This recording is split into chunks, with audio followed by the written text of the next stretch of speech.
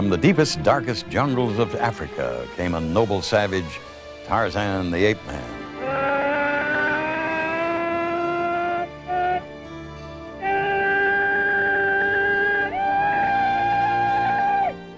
The legendary character sprang from the imagination of writer Edgar Rice Burroughs, who had once made a living selling pencil sharpeners. Early in this century, Burroughs felt America was becoming too loud, too industrialized, too rude. His country was turning into a concrete jungle. So Burroughs created an ape man from the real jungle as an antidote to the excesses of modern civilization.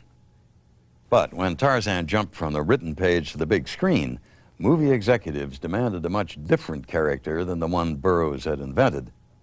The real story of Tarzan is about the battles that took place behind the scenes. It's a story of art versus commerce, and of one author who stood up to the money-making machine that was known as Hollywood.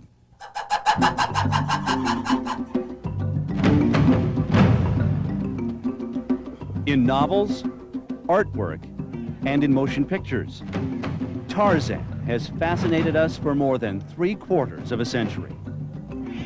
We've watched the ape man evolve from pulp magazines to newspaper comic strips to an endless trail of Tarzan memorabilia that helped comprise a multi-million-dollar merchandising and licensing empire that sprang up around the fictional Jungle Lord.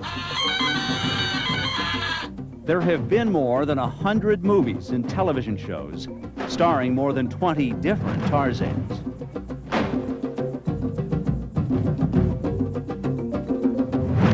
I find Tarzan to be one of those great, noble characters in literature, and I think that's why he lasts. Here is a legend and a myth and a fantasy where we combine humans and a very primitive, real situation, and a lot of fairy tale and magic at the same time.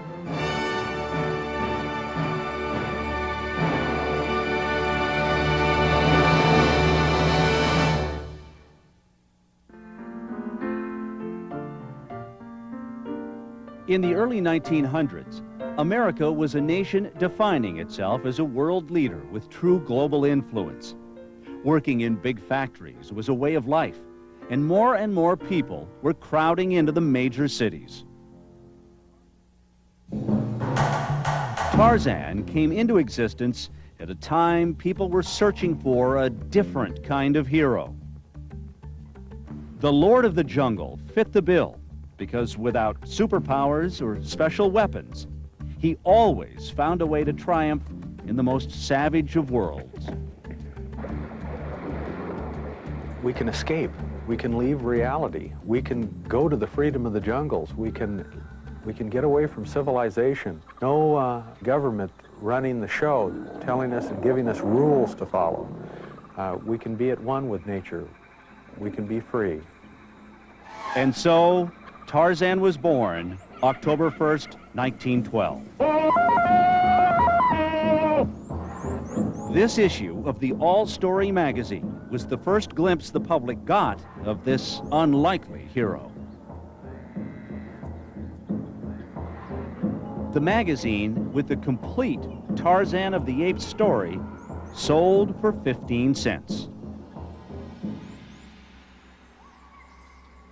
From such humble beginnings, his creator, Edgar Rice Burroughs, would build a huge personal empire.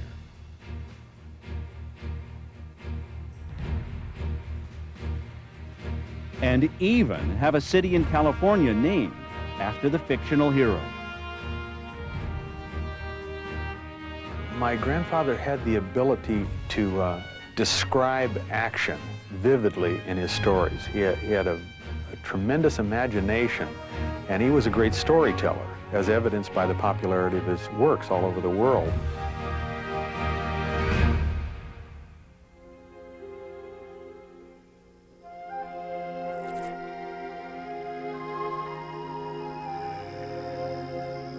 The story of Tarzan is one of literature's grand experiments in human nature.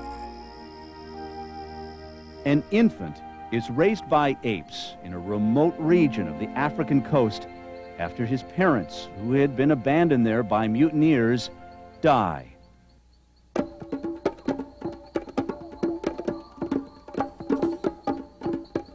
The child learns to use his human intelligence to survive in the hostile world of the apes.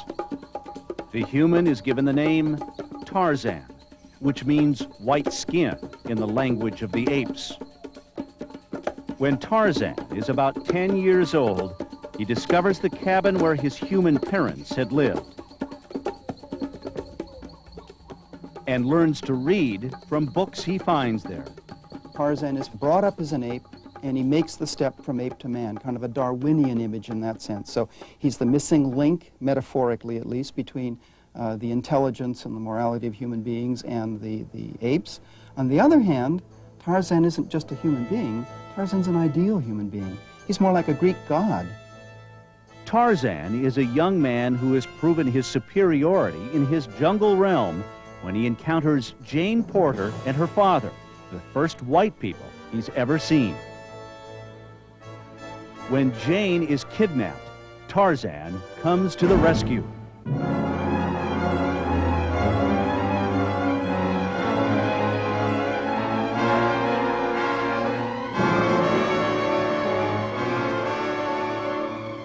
The literary Tarzan is, first of all, not a Superman who flies through the air. He is a human being who has developed his senses and his intelligence, his brain power to the ultimate that a human being can develop. He is the epitome of the best that a human being can aspire to. The sophisticated lady and the ape man fall in love, and Tarzan learns that he is actually Lord Greystoke. He travels to England, where he is heir to a huge estate. But after experiencing civilization firsthand, Tarzan is disgusted by the greed and malice he finds in mankind's stone jungle. He decides to leave Jane and his fortune to return to his home in the wilds of Africa. That's where the original story ends. Burroughs thought that would be the last of the Jungle Lord because he felt the story was too improbable to sell. The real-life tale of Edgar Rice Burroughs' remarkable success is as dramatic as that of his famous creation. He was very idealistic, just like Tarzan. Tarzan was really the persona of Edgar Rice Burroughs.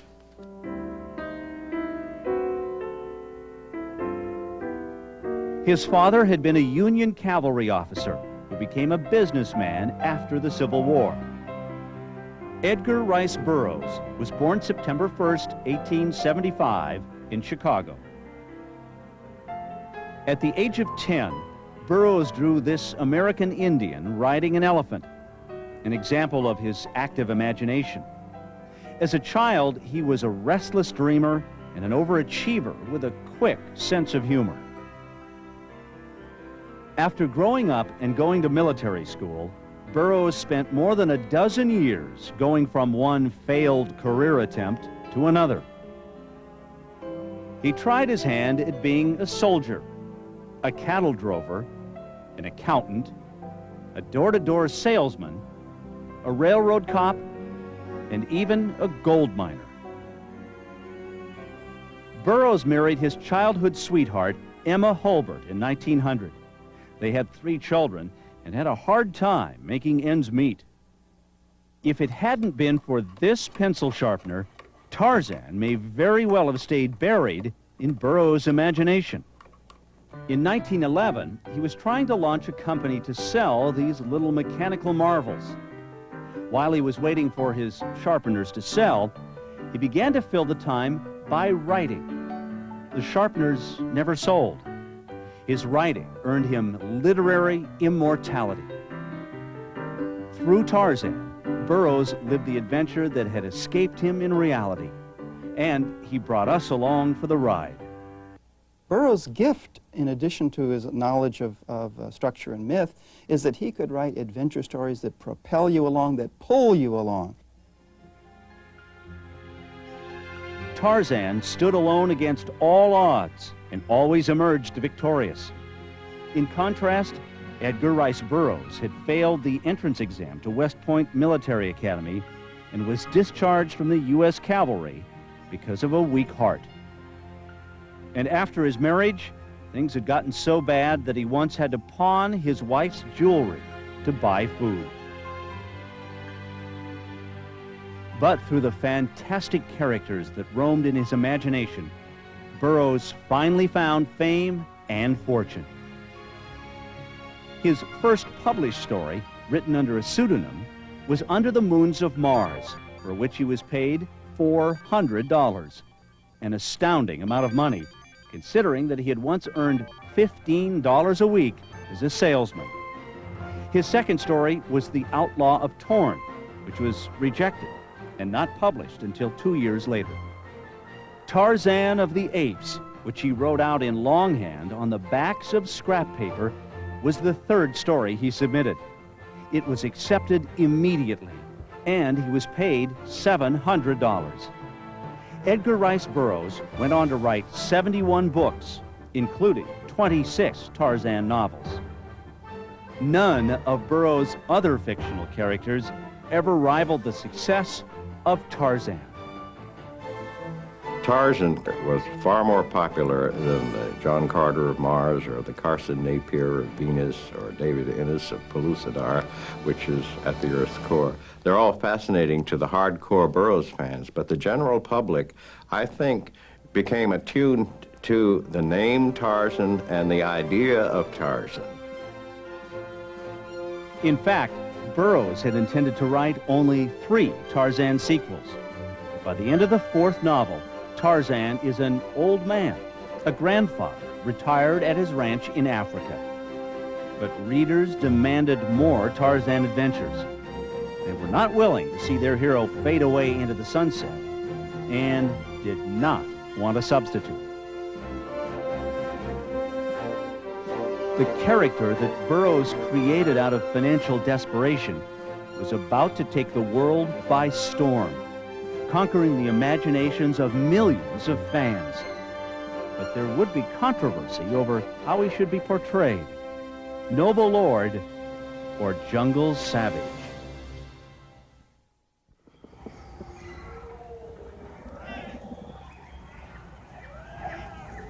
Edgar Rice Burroughs said that the story of Tarzan came to him in a dream. For generations, his fantasy has fueled ours.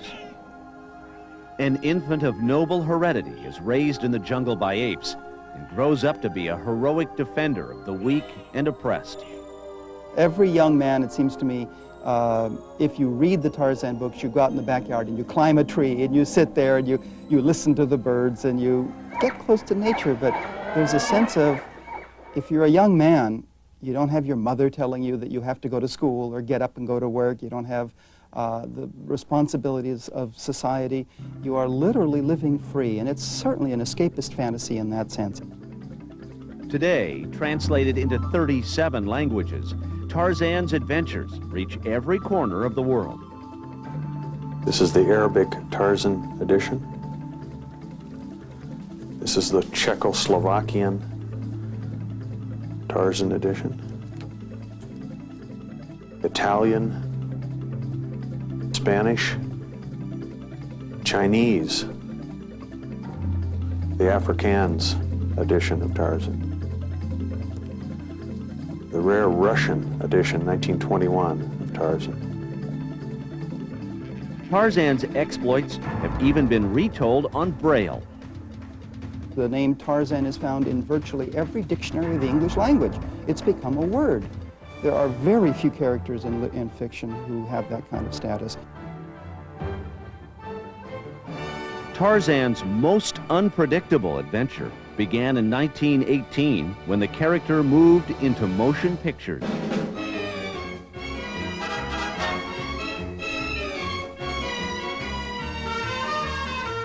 The character took on a life of his own, a life that was out of the control of Edgar Rice Burroughs, and a far cry from the Tarzan he'd created in his books. Elmo Lincoln starred in Tarzan of the Apes, one of the first 6 silent movies to make more than $1 million.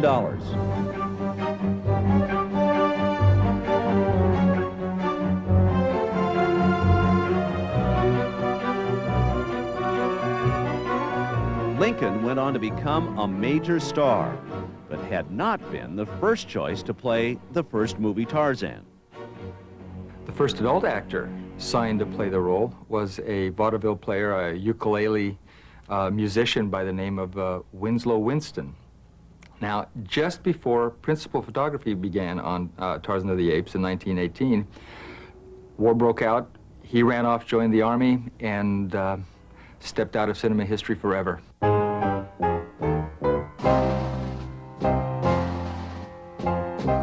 Critics and film historians acknowledge that Lincoln handled the role superbly. So much so that a make-believe confrontation turned all too real. We grabbed the lion by the tail and pulled him back, and the lion didn't like it. Turned on Elmo and literally started to chew on him. So Elmo had his knife. He started fighting back. And the legend is that he literally killed the lion on the set. And for him, it was a shocking and an exhilarating experience. When he realized the lion was dead, he put his foot on him and completed the scene. By this time, Tarzan had also moved into newspaper comic serials.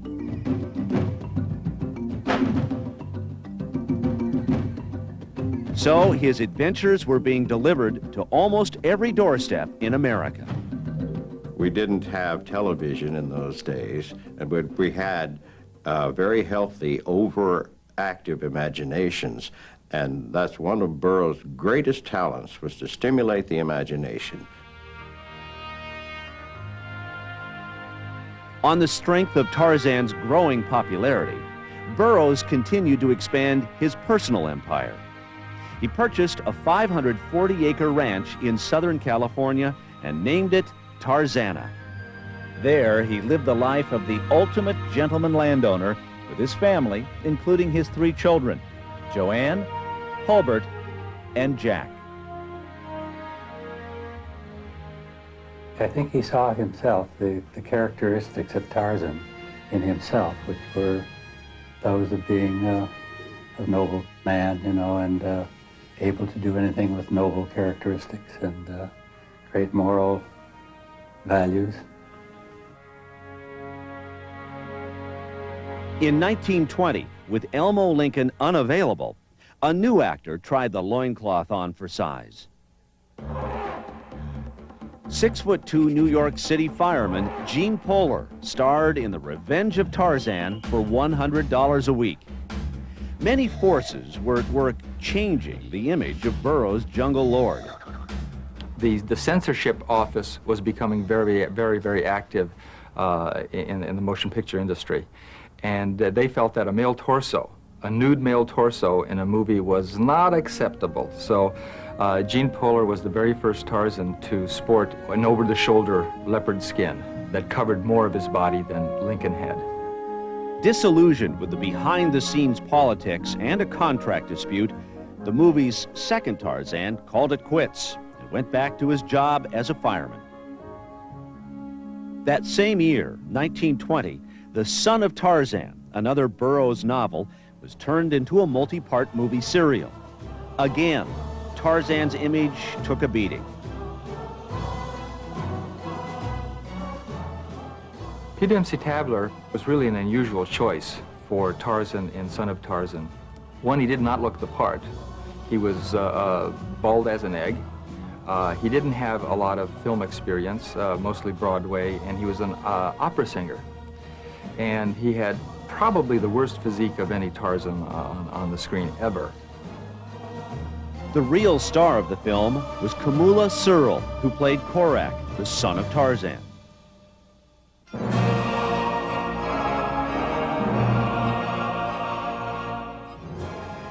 The young Hawaiian actor's promising career was tragically cut short during filming of the movie. The elephant was to move him gently out of the village and place him to the ground. But the elephant became agitated or distracted, nervous, and slammed the stake with the actor to the ground hard enough to break this massive post. And Kamula Cyril sustained a lot of injuries. And in fact, they were serious enough that they had to finish the picture with a double. Searle never appeared in another motion picture. Edgar Rice Burroughs himself discovered the next movie Tarzan during a party at Tarzana Ranch. Burroughs was chewing at the bit. He wanted to see more of his creation on the screen.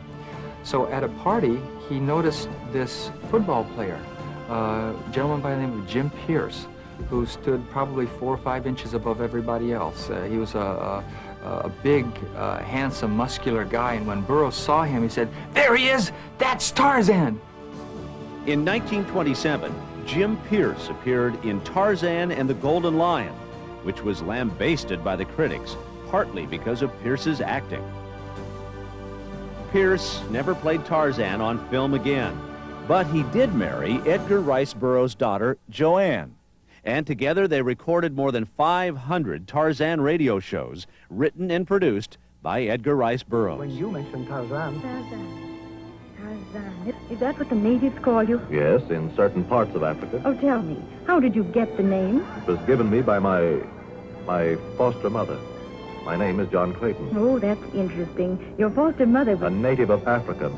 She was the only mother I ever knew. She gave her life for me.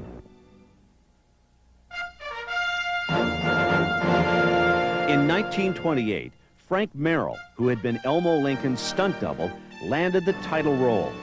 Merrill happened to be a champion gymnast, and he invented a new way for Tarzan and Jane to travel through the jungle, destined to become one of Tarzan's true trademarks. He set up rope loops, vines, and actually swung with Jane in his arms through the air with the greatest of ease. But not the first time he did the stunt. The first time he did the stunt, the rope broke and they both crashed to the ground and they were hurt a little bit. Tarzan the Tiger was released in both a silent and a sound version, in which Merrill gave us another classic innovation, the very first Tarzan yell.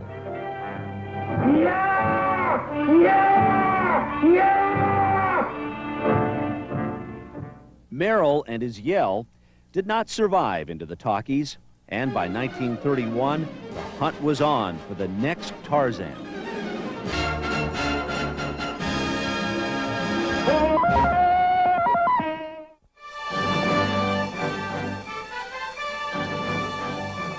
In 1931, after one of the biggest talent searches Hollywood had ever seen, undefeated Olympic swimming champion Johnny Weissmuller was named the new Tarzan during a rather unusual audition.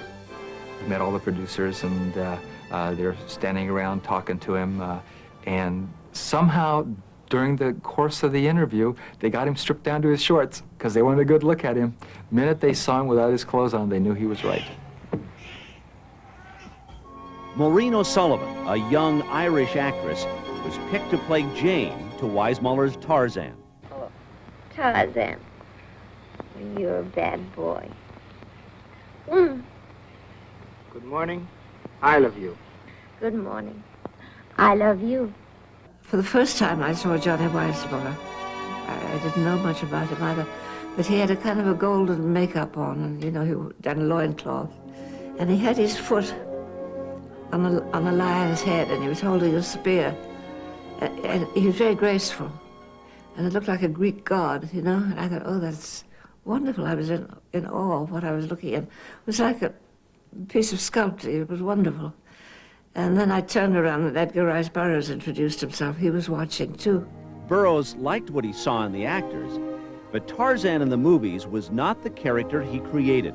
An English lord who was as much at home in the jungle as in a tailored suit at an opera in Paris.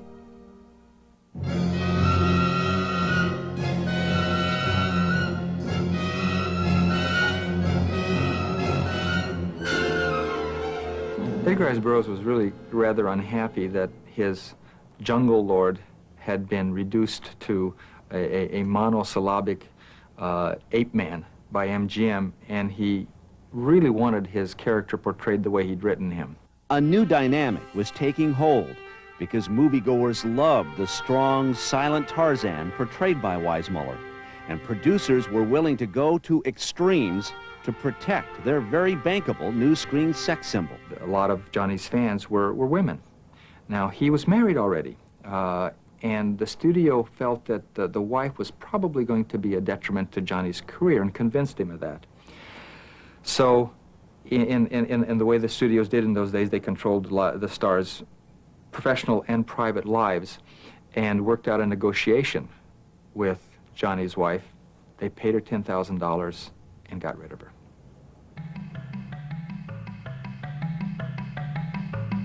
MGM reportedly paid Edgar Rice Burroughs $40,000 for the rights to Tarzan of the Apes, plus an additional $5,000 to be a consultant on the script.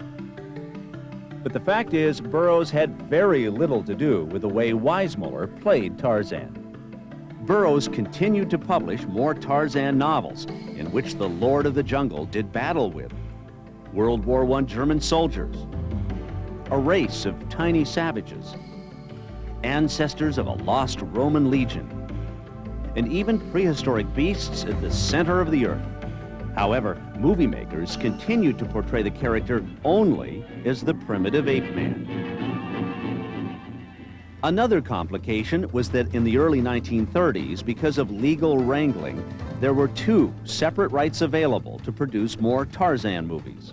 After the release of Tarzan the Ape Man, which was hugely successful, an independent producer by the name of Saul Lesser managed to get that option that was out in the ether and announced to the press that he was making a Tarzan movie. Of course, he couldn't get Weissmuller. Weissmuller was under contract to MGM, so he needed a Tarzan. And since a swimming champ was doing so well at MGM, why not another swimming champ? Buster Crabbe, an Olympic gold medalist who had competed against Weissmuller in the water, was recruited to try and knock Weissmuller off his high box office perch.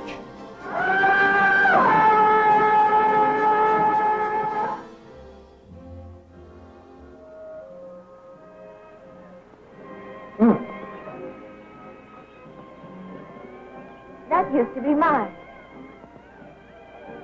Mine. That's mine. That. Mine. I hadn't thought of that. Crabbe's Tarzan the Fearless, released in 1933, did not scare moviegoers away from Weissmuller, who returned the following year in Tarzan and His Mate. Weissmuller and O'Sullivan established themselves as the king and queen of Tarzan movies and left audiences clamoring for more. But the censors insisted that they wanted to see less of Jane and more of Jane's costume.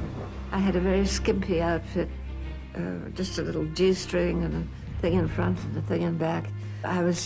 Wore no brassiere, and the idea was to have branches cover me wherever I went, you know, so you didn't quite see I didn't have a top on. Well, that was very difficult for the cameraman. Can you imagine, poor fellow has to go around putting branches in front of my bosom. O'Sullivan covered up and went on to make a total of 6 of the 12 films that starred Weissmuller as Tarzan. By that time, Burroughs had decided to produce his own Tarzan movie starring Herman Brix and shot on location in Guatemala.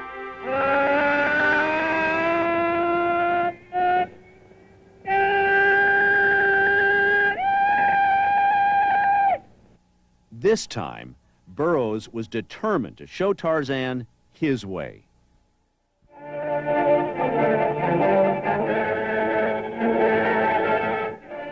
In 1938, for the first time in a movie, audiences saw an educated, well-spoken Tarzan, which was the character Edgar Rice Burroughs had created in his books.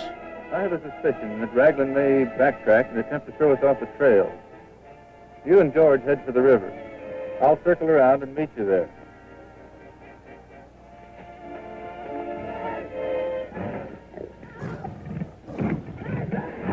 The New Adventures of Tarzan, written and produced by Burroughs, failed to dethrone Weissmuller.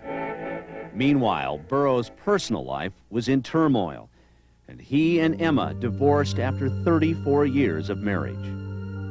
4 months later, he married Florence Gilbert, a former actress 30 years younger than Burroughs, and the ex-wife of one of his partners on the new Tarzan movie. Also in 1938, Olympic decathlon champion Glenn Morris was cast by independent producer Saul Lesser to challenge Weissmuller in Tarzan's Revenge. Tarzan. Tarzan? Oh, how do you do? Morris, like Crabbe before him, proved to be no match for Weissmuller. From 1939 through 1948, movie audiences really accepted only one Tarzan.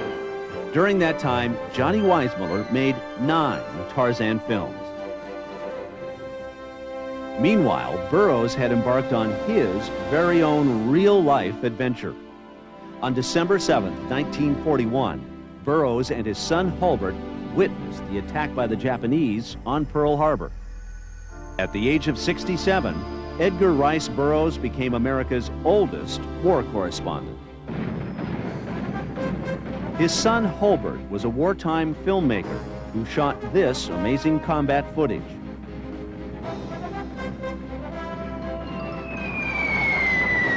Edgar Rice Burroughs reported from several Pacific islands and went on bombing missions with the 7th Air Force. While Burroughs and the rest of the American soldiers were fighting World War II, Johnny Weissmuller's Tarzan entertained the home front by vanquishing armies of tyrannical villains at the movies. Now, Tarzan make war.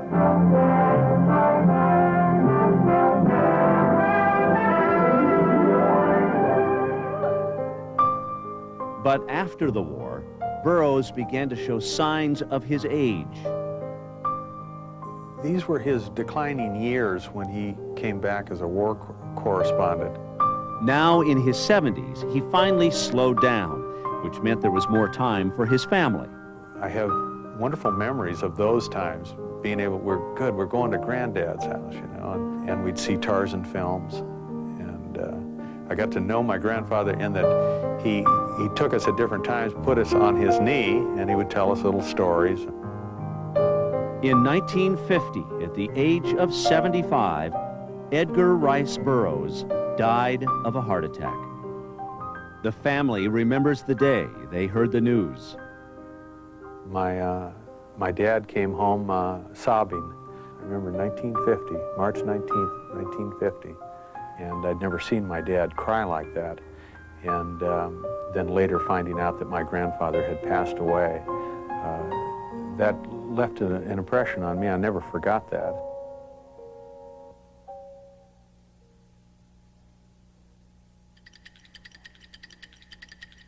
Following Burroughs' death, Tarzan lived on, as strong as ever at the movies and in reprints of the novels.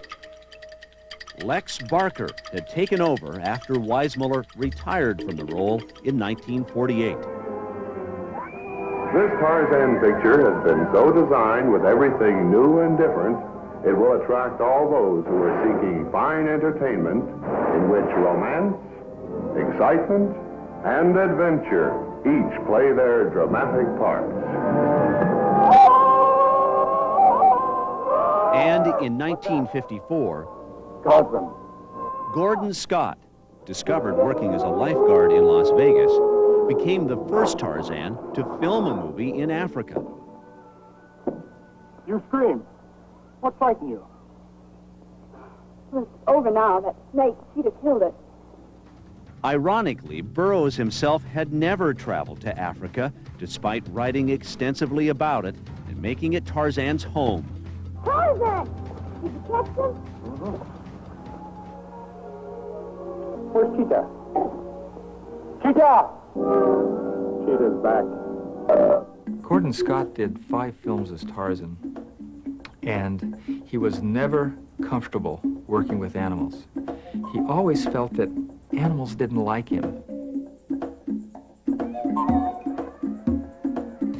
One time a lion bit him and took a chunk out of his leg. Another time a rhino practically ran over him. Working with animals became increasingly dangerous as Tarzan audiences demanded more realism. Gordon Scott was working with this boa constrictor, and I was sitting under a tree, and all of a sudden I realized there's a lot of commotion going on. Well, this boa constrictor had wrapped itself around Gordon's neck, and he had turned purple and was choking to death. In 1959, Gordon Scott was the movie's reigning king of the jungle. His films were released not by a major studio, but by smaller independent producers. At that time, MGM decided to remake their classic 1932 Tarzan the Ape Man, for which they still had the rights. After a widespread search, UCLA basketball player Denny Miller was cast as the newest MGM Ape Man. It was like being in the circus, you know. Go ride on that elephant, go dive off that tree limb into the pond, go swing on that vine, and then go over there and kiss that beautiful girl. Why me, God? You know? The beautiful girl cast as the new Jane was actress Joanna Barnes, who was not as much in awe of the Hollywood movie-making magic. Instead of going to Africa, we shot in the bean fields in back of the MGM studios at the time. And the little kids, the pygmies, were all kids, African-American kids from local schools. And they run around brandishing, you know, toy swords or whatever, and spears, you know, and then you'd see them over with their teacher doing their mathematics homework. And like every movie Tarzan before them, they had to deal with very unpredictable animals. The lion clawed me one time on the back. They sent me to the infirmary and stitched it up a little bit, put some collodion on top, and went back to work. In spite of all the dangers, movie makers continued to place Tarzan in harm's way because audiences expected bigger and more daring jungle adventures.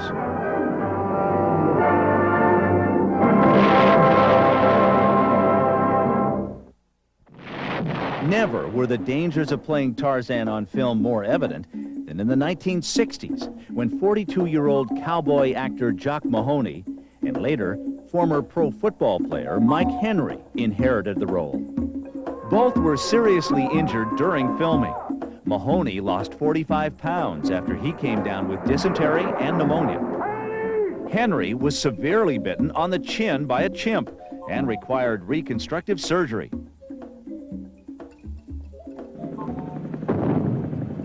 In 1966, Ron Ely took Tarzan where the character had never gone before, his own television series.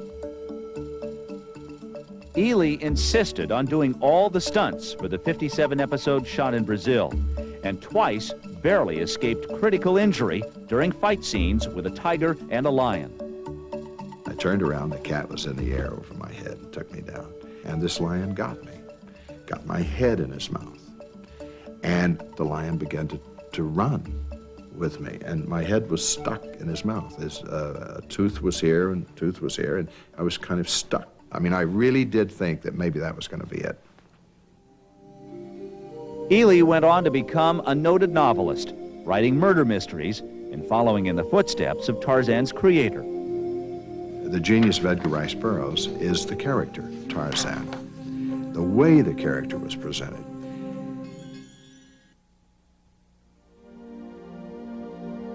'81 saw the arrival of the first R-rated Tarzan movie because of partial nudity and adult themes.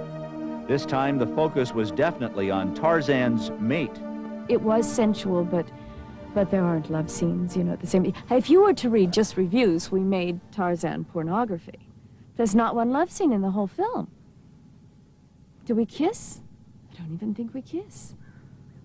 The Lord of the Jungle, played by Miles O'Keefe, took second position and, in fact, never spoke a word in the second remake of Tarzan the Ape Man. First time I ride an elephant, I'm galloping down this riverbank with like 20 other ones galloping behind him. I'm holding on to whatever bugs or hair or whatever I can hold on to, going, don't fall off, whatever you do, because these guys are not going to stop just because I fall off. They don't know I'm Tarzan. Then in 1984, Christopher Lambert became the first established movie star to take a swing at the role in Greystoke, The Legend of Tarzan.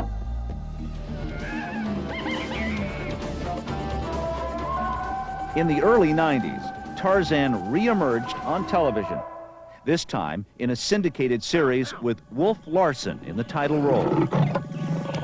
Tarzan wins. You leave the jungle. Now.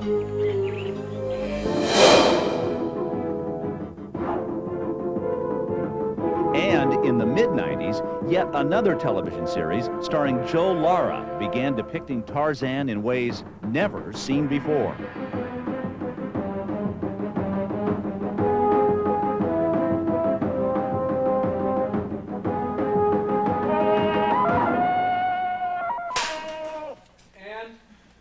Today, all Tarzan projects are licensed through and monitored by Edgar Rice Burroughs Incorporated, a corporation overseen by Burroughs' grandson, Danton, who works from the same desk in Tarzana, California, where his grandfather wrote many of his novels.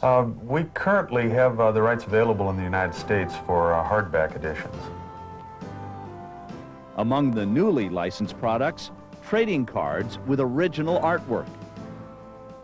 His books will endure probably forever because they're unique and impossible to duplicate. From that very first pulp magazine story in 1912, when the very first reader was captivated by a uniquely different hero, the legacy of Tarzan has grown into many incarnations, especially at the movies. From the silent strength of Elmo Lincoln to the acrobatic grace of Frank Merrill, from the naive elegance of Johnny Weissmuller to the refined sophistication of Herman Brix, Gordon Scott, and Ron Ely. Every actor who has ever played Tarzan has contributed to the legend and to Edgar Rice Burroughs' vision of the timeless, ideal hero. There's something in that character that gets inside an actor and stays there long after they've finished with it. Tarzan was really, before his time, he was a conservationist Superman. You're the individualistic person that can do anything and take care of himself.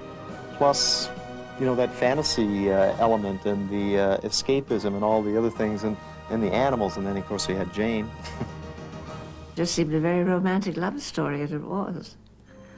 She abandoned everything and has a better life in the jungle. She has her house, her mate, monkeys to wait on her. Pretty nice. What more could she want? You can only fantasize, you know, going off to some jungle and meeting this gorgeous man who's so kind to her, and they were just meant for each other, and it's just a wonderful fairy tale. Tarzan is assured immortality because he is the ultimate standard of the indomitable nature of the human spirit. My grandfather gave the world a hero that everyone could relate to, and he lives on forever in my grandfather's writings.